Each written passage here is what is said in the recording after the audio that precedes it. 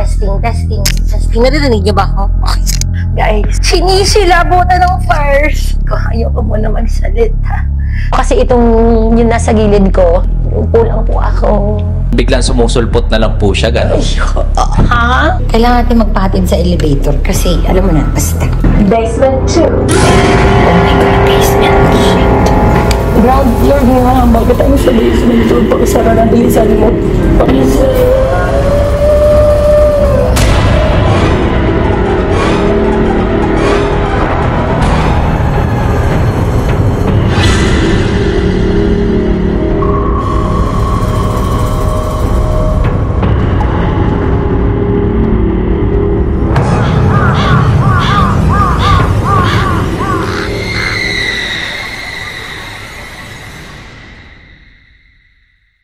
For today's video, meron ako interview. Sana na camera mo, girl? Andito. Hindi ako sasamahan ng asawa ko kasi may masama ang pakiramdam niya. Meron tayong, ano tawag dito? Ang gulo ng station ko, no? Meron tayong interview. Mag-guest tayo sa OTR. OTR, ano ba tawag doon? Off the Record channel sa YouTube. Mamaya, so babalikan ko kayo kasi nagpa-grab na ako. Andiyan na yung grab ko. Bye! So, ito na. Niintay ko lang yung grab. Guys, maulan. Push natin yan. Umuubo yung asawa ko. Masama kasi pakiramdam niya, guys. So, kasi ito yung camera mo, girl. Ito yung camera. Yata. Ito ka na lang.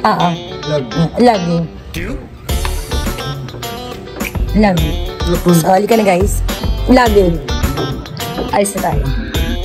So, guys, dito na yung aking grab. Let's go. Dito na yung grab ko. Hindi siya umuulan, hindi masyado umuulan, buti na lang umuulan. Hello, sir! Yan, kailangan natin mag-grab kasi papunta doon kasi umuulan, mga kaibigan. Opo. Nakabukas pala yung aking gin. So, on the way na tayo papunta sa OTR studio. Tingnan natin kung ano magiging ganap doon. Update ko na lang kayo, guys. Bye! Mag-hi ka naman sa vlog. Ay! Akala mo, alis tayo. Yun. Yun yung aming butihing guard na napakakulit. Super kulit. Hi guys, at ayun na nga nakarating na tayo sa building ng OTR channel at hello naman tayo sa grab driver ko. Napaka-cute at napakadaldal din po. Ang dami namin na pagchismisan tungkol sa mga korupsyon diyan sa ating gobyerno, mga kaibigan. Wag ka mag-book. Thank you, sir! So, saan tayo? 5th floor. Going up. Oh, 5th floor daw. Yan, akit tayo. Oh, orkut. Orkut, T. So, dito tayo. Parang may tsura ko. Bakit parang mukha na akong car guard. 5th floor. Agad-agad. Abilis naman. Magalan nyo lang. Chalet.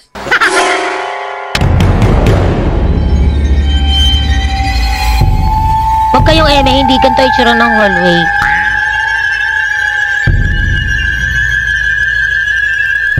Hindi naman ganyan yung studio.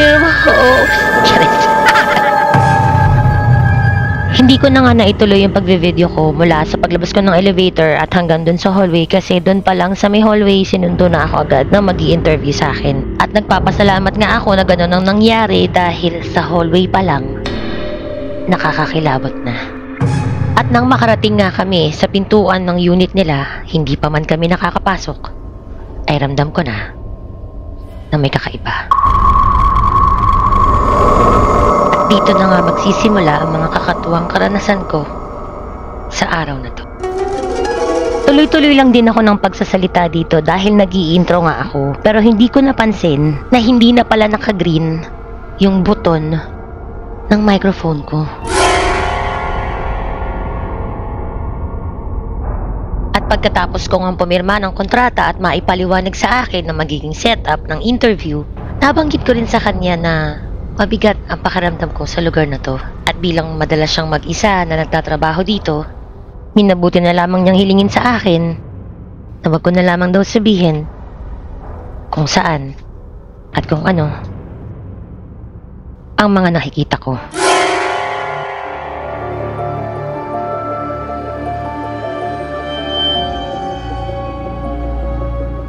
Testing, testing, testing. Naririnig niyo ba ako? Okay. So yun na nga guys, nagre-retouch ako. Kasi syempre kailangan maganda tayo sa camera. Diba? Yan, maya-maya magsa-start na kami. Dito na ako sa studio ng OTR, which is the Off the Record channel. Kaya kinakabahan ako, friends and family. Kasi first time ko na magpapa-interview ng kailangan may camera. Teka, alam mo, hindi ka vlogger. So, ayun na nga, magsa-start na kami i-shoot yung inyong model for today's video. Charis. O siya, bye. Magsishoot na kami. Kasi baka magalit yung mga, client. Charis. Nakaka-orkot dito sa studio nila, guys. In fairness. Ganito pala talaga dito. Kasi napapanood ko lang sila. Tapos ito pala yung setup nila dito. Talaga palang madilim. Oo. Sabi kailangan sisilipin ko. Baka mamamig something doon, diba? Makalok. Guys, hindi ko pwede ipakita yung setup nila dito kasi sa kanila yon. Pero alam niyo ba, may nakikita ko para doon. Sinisilabutan ng first. Oo. Tinanong niya ako kanina kung ano ba ang nararamdaman ko. Ayoko muna magsalita. Para ako nakabigyan mga kaibigan. So, iniintay na ako. Bye. Bakit gumagalaw? Baka bigla akong bumagsak dito. Nakakahiya naman sa vlog. Ano, pindot ko ba? Ano pa yun? So, magsushoot na kami. Huwag kayo kumagi dyan. Gandal talaga ako. Kalumay.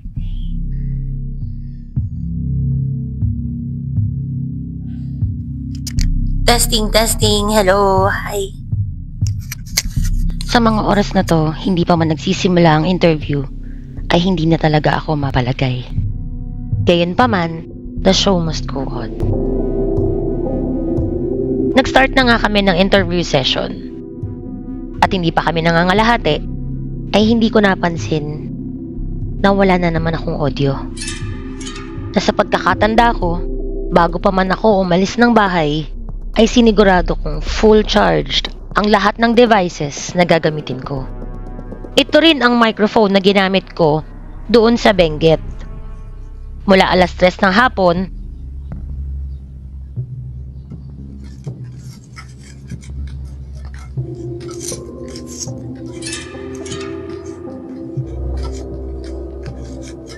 hanggang alas 8, same microphone ang gamit ko.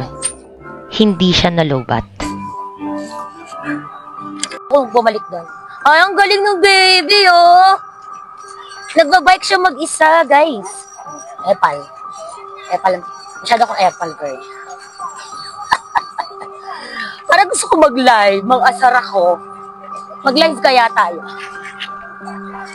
Ay. Aray ko. Masakit. Ouch.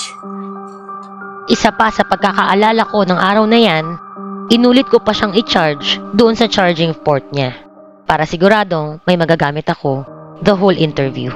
At dahil nga sa hindi maipaliwanag na hindi paggana ng microphone ko, wala rin ako nai-record na audio sa mga oras na to.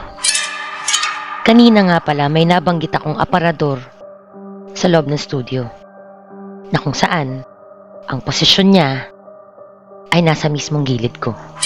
Kung kaya't habang ako'y ini-interview ng mga oras na to, hindi ko talaga maiwasan na mabanggit kung anong nararamdaman ko sa loob ng studio. At kinakabahan ako kung ano ang maaaring mangyari sa interview ko na to. Natatawa ako at natatawa na rin siya dahil hindi na ako makapag-focus sa kung ano yung isasagot ko. Minsan hindi ko na rin naiintindihan kung ano yung mismong tinatanong niya. Yung ganitong experiences nyo po ba, ano po ba siya? Yung tipong araw-araw po kayo nakakakita, yung bigla-biglaan, gano'n? Ma-share ko lang, Hindi ko alam kung pwede ko i-share. Pero kasi itong yung nasa gilid ko, gano'n. Although nagpaalam naman ako, pulang po ako. Interview lang po. Pero going back sa question mo, hindi ako yung tipo ng tao or hindi ako yung tipo ng may clairvoyant na every time or anytime nakakakita. Kasi meron broad talaga ang paranormal world. Pero ako yung tipo ng clairvoyant na mas malakas yung pakiramdam gaya nito. Pero, ganun lang. So ano po yun, yung tipong biglang sumusulpot na lang po siya, gano'n? Yung biglang sumusulpot na lang po ba yung mga nakikita po ninyo? Yun yung ayoko. Yung kagaya nun sa SM, yun nga, may mga instances na talagang bigla ko na lang sila makikita out of nowhere. Kaya biglang sasabi ko, hindi naman open yung third eye ko. Pero based on my experience, hindi porket nakakakita ka, makikita mo sila. Merong times na gusto mo sila makita, hindi sila magpapakita sa'yo. May time po ba na parang yung pagkatingin nyo sa kanila, parang tumingin din sila sa inyo po, yung mga ganong instances? Oo. Yung experience ko is, laging nakatingin sa akin. Ganon kasi may tinatawag na imprint. Ang imprints kasi parang kahit hindi ka nila nakikita, gumagalaw sila. Nakikita mo sila. Yun yung parang nandyan sila, nag-e-exist. Pero hindi ka nila nakikita kasi iba yung mundong ginagalaw. Meron namang mga entities or kahit mga spirits na intelligent, nakakausap mo. Nakikita ka, nakikipag-interact sa'yo, alam niya, nakakikita mo siya. Ito rin ang madalas kong nararanasan sa tuwing nakakakita ako. Nakatingin sila sa akin. Kagaya na lamang ng cabinet na nasa gilid ko. Alam kong nandyan lang siya, nagmamasid. Isa pa sa napansin ko, naka-green ang buton ng microphone ko, so dapat gumagana siya. Ang hindi ko maintindihan sa mga oras na to ay kung bakit walang audio ang camera recording ko. During this interview, meron kaming mga minimal pauses, siguro mga minute or 2 lang, kaya nakukuha kong i-check kung naka-on ang camera ko. Chinek ko rin kung naka-on ang microphone ko. And again, nakapatay siya. Kaya binuksan ko siyang muli. At kung mapapansin ninyo, naka-green ang buton ng microphone ko. Itong shot na to ay kuha mismo sa camera ng cellphone ko, na kung saan nakakonekta ang receiver ng microphone na ginagamit ko. Hindi ko talaga maintindihan kung bakit wala akong nakakapture na audio sa mga oras na to. At habang nag-i-interview nga siya, dinadaan ko na lang sa tawa yung takot ko. Maya't maya, lumilingon ako dahil iba na ang pakiramdam ko. Kung kaya't napagdesisyonan nung interviewer ko na mag-pause muna kami dahil pati siya, kinakabahan na rin. At pagkatapos ng take 5, bumalik na rin kami para mag-resume. At bago pa man ako makaupo, nataranta na ako at biglang lumabas dahil napansin ko na ang kaninang nakasaradong aparador ay bahagyang bumukas. Ayun, nagulat din yung nag-i-interview sa akin kasi nabaliw na po ang person. Opo. Ganyan talaga ako pag nakakakita ng kung ano-ano. Yung mga legit na nararamdaman ko, nako-confirm ko. Ganon. Nababaliw po ako. At sa mga oras na to, walang katao-tao sa loob ng studio. Pero bakit gumagalaw ang camera ko? At habang ini-edit ko to, hindi ko alam kung ako lang ba o parang may mga aninong puti. May aninong red ba, girl? May aninong red, te? Yellow, green, blue, rainbow. Te, ang alam ko na nanakot ka, Halloween special nga, di ba? Ba't may comedy, girl?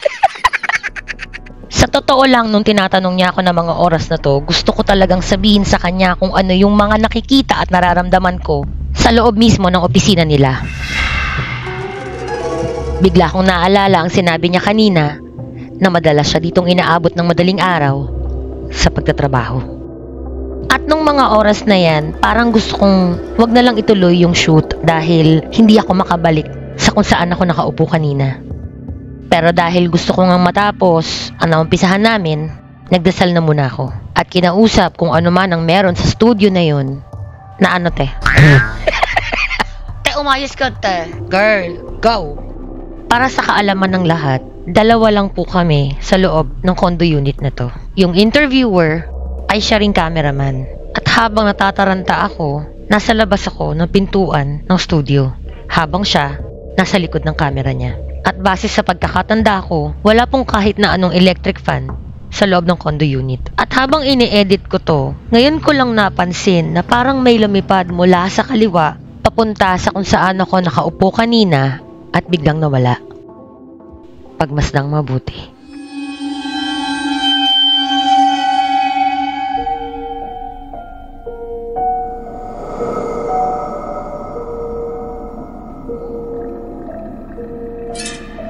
Hindi ko alam kung insekto ba to or kung ano man ang lumipad sa loob ng studio, pero habang nagsushoot kami at makikita nyo rin naman kapag binisita nyo ang interview na to sa OTR channel na may pamagat na resort horror, at kahit sa mga raw video ko, wala naman kahit na anong insekto or kahit na anong lumipad the entire interview.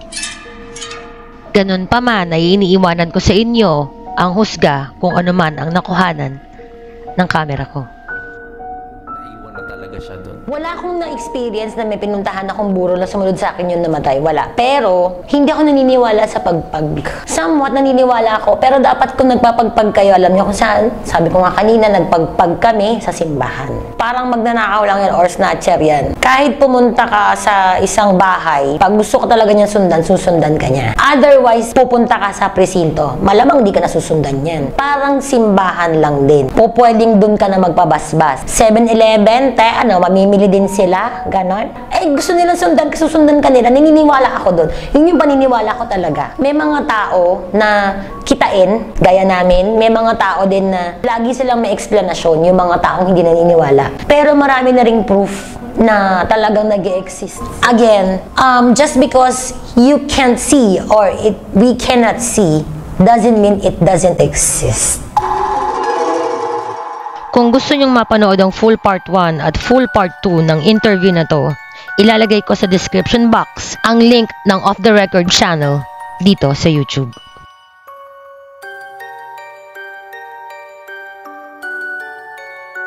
Patapos na nga ang aming interview at sa mga oras na to, kailangan na lang namin mag-shoot para sa closing part.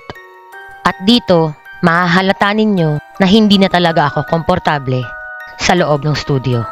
Hindi ko naman sinasabing haunted ang mismong studio ng OTR channel. Ito ay base lamang sa aking mga personal na nararamdaman. Gayunpaman, nagpapasalamat pa rin ako dahil walang masamang nangyari sa akin at humiling na rin ako ng gabay sa itaas.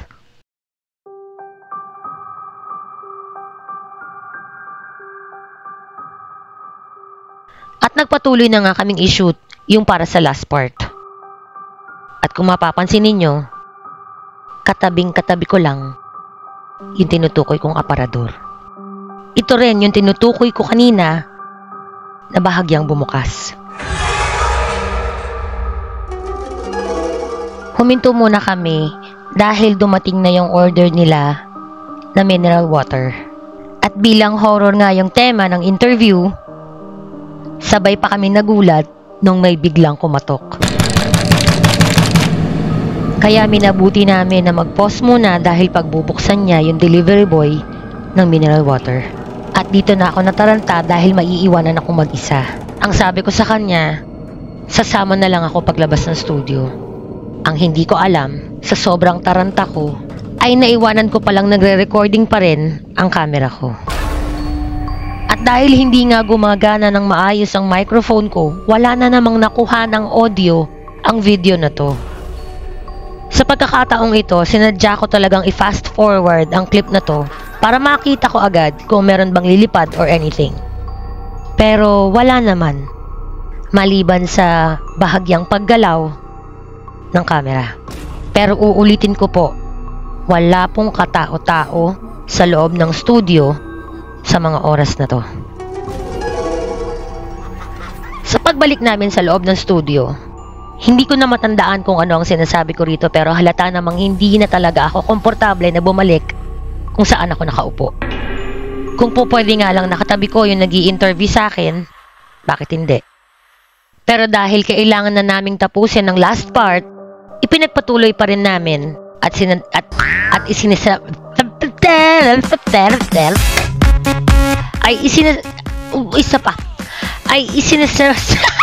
Ayoko na.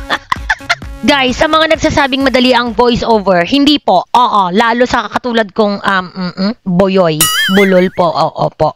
No? Sa puntong ito ay patapos na kami. Parting message na lang para sa dulo ng interview. At nagpapasalamat ako dahil naitawid namin ang shoot na to. Sa mundong ating ginagalawan ay marami tayong mga bagay na hanggang ngayon ay hindi pa rin natin kayang ipaliwanag. Isa lamang ang paalala ko, hindi porkit hindi mo nakikita ay hindi mo na irerespeto. Hindi porkit hindi mo nararanasan ay iyong pagtatawanan. Dahil karamihan sa mga katulad namin nakakaranas ng mga hindi pangkaraniwan ay nanaising mabuhay sa takot at pangamba. Dahil kung iyong tunay na susuriin at tatalasan ng iyong pakiramdam, ang mundo ay puno ng kababalaghan. Ito po si Ate Bella nag-uulat. Magandang gabi, Ate Bella. Ate Sheila, matigas na yung saging ko. Batibot pala. Huwag tayong masyadong seryoso guys, pero totoo ang sinasabi ko, may mga bagay tayong hindi naiintindihan at naipapaliwanag. Pero ang hinihiling ko lang sa inyo ay respeto at panalangin. Magandang gabi at hanggang dito na lamang tayo. Ha? At hanggang dito na lang ang video, girl. Pinagsasabi mo, girl. Dito tapos na kami at nagpasalamat ako sa entity na kung ano man ang nararamdaman ko kasi kailangan natin yun. Dahil sabi ko nga, uulitin ko, hindi porket hindi mo nakikita, ay hindi mo na irerespeto.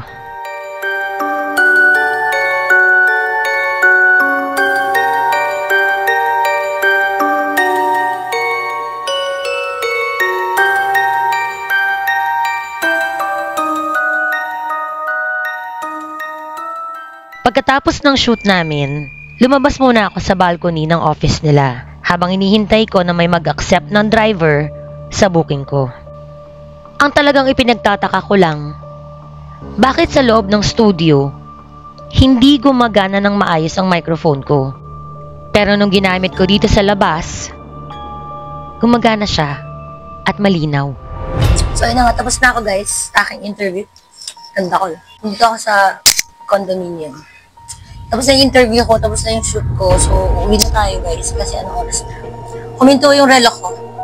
Oo, huminto yung relo. So, parang, natin, mag-aalas 5 na. Nag-book na ako. Hintay ko na lang. Uwi na tayo. Bye. Kailangan natin magpahatid sa elevator kasi, alam mo na, basta. Yan. Doon tayo sa elevator. Malapit na rin kasi yung yung rider, yung yung driver. Ano po kayo? Nag-grab lang po na. Yung joyride, yung joyride car, ganun.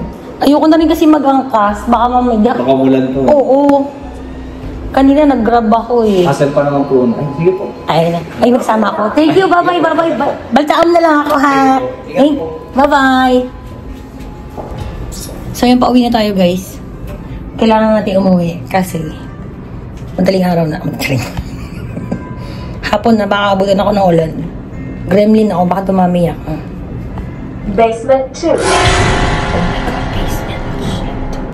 Ground floor nga, bakit tayo sa basement 2? Pakisara na, bilisan mo. Pakisara!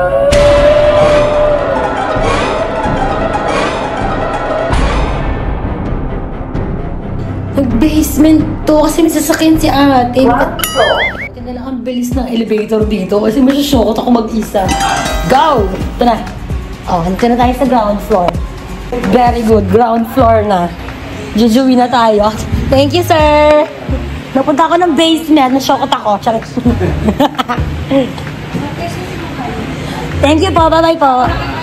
Okay. Wala, Nintay ko lang yung Grab. Thank you. Hindi siya Grab, Joyride siya, girl. Joyride car. Wala pa siya. Tayo natin. Okay. Ito muna tayo. Magpiling mayaman muna tayo for today's video. Ganda mo, girl. Hindi pa umuulan. Wala pa Julanis. Hindi ako nag-microphone. Lobat. Wala, parang umaambon na. Nandito tayo ngayon sa condo ko. Uwi na tayo. Marami pa ako i-edit. Kailangan natin mag-edit. Gusto nila yung mga paranormal experiences ni story. So, baka mamaya, depende. Pero parang baka gusto nila mag-part 2. I'm free as a bird. So, magpa-part 2 siguro. Kontakin na lang nila ako. Yung camera girl. Yung camera girl. Parang umuulan na nga. Ayun, umaambon na.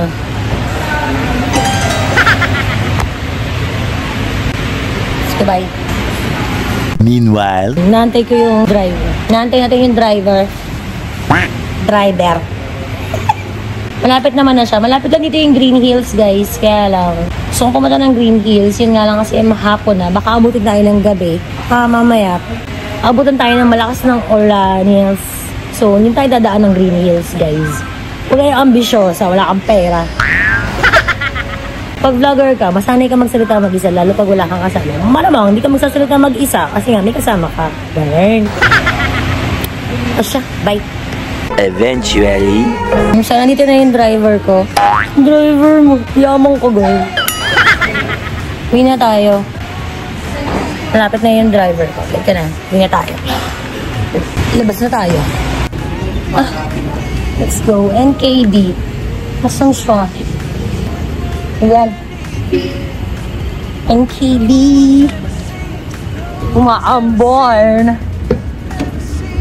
Umbrella? Apo! Bella po!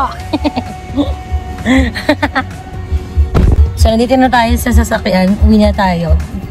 Buti hindi tayo inabutan ng ulan, guys. Tama kung saan tayo papagat. Saka dumadaan yun sa Pa!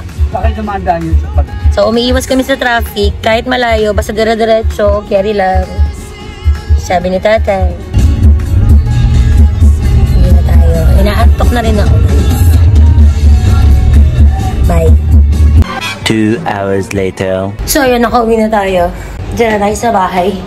Inabot ako ng ilang minuto bago makapag-send ng payment dun sa aking driver. Ay, nako. Nakatulog pa ako sa biyahe. Sobrang traffic. Diba? Asya. Ay, ito na. Ito na ako sa bahay. Welcome. Ginaw na ginaw siya. Sige na, bye guys. See you on my next vlog.